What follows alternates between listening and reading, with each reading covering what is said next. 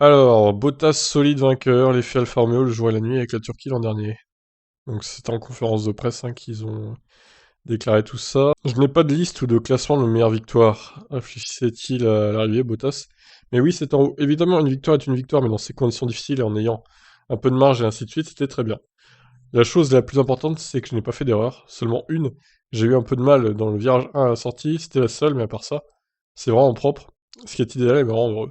J'ai perdu le compte du nombre de tête à queue que j'ai fait en course l'an dernier. Je pense que c'était 5 ou 6, donc au moins je n'ai pas fait tête à queue.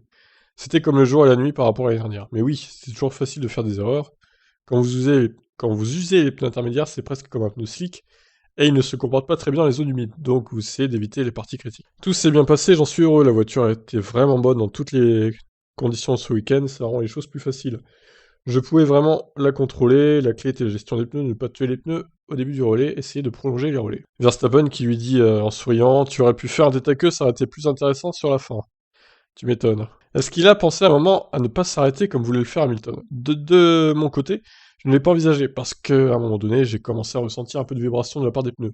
Ils étaient comme des slicks et ils finissaient par atteindre la corde. J'avais en tête que nous allions nous arrêter à un moment donné. Je ne sais pas encore ce que l'équipe pensait, mais je suis content qu'on se soit arrêté, évidemment. Max s'est arrêté en premier et nous l'avons juste couvert.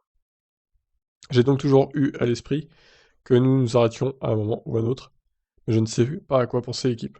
Mais je suis content que nous soyons arrêtés.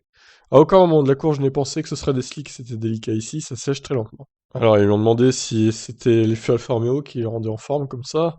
J'ai toujours eu la confiance, vraiment, mais c'est bien d'avoir une victoire pour se rappeler que vous pouvez gagner des courses. Ça fait un moment, comme je l'ai dit, mais après Monza, je me suis senti assez détendu. En tout cas, j'ai pu me concentrer uniquement sur le pilotage, donc c'est sûr que ça aide. L'équipe a été bonne, rien n'a vraiment changé, tout est normal et l'équipe a un bon esprit dans l'ensemble. Nous sommes vraiment motivés.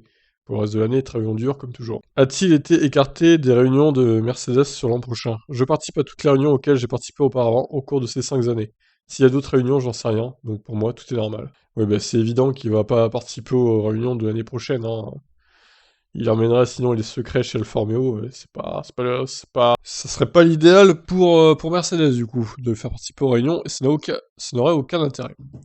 Donc voilà, bah, belle victoire, hein, franchement. Il a fait ce qu'il fallait, Valtteri. Bon, ce qui l'a aidé aussi, je pense, c'est qu'il y avait plus de grip globalement sur la piste par rapport à l'année dernière. Donc c'était facile, même sous la pluie, de tenir la voiture, surtout que tous, là, ils roulaient un peu à l'économie, hein, donc voilà, je vous laisse réagir sur la victoire de Valtteri.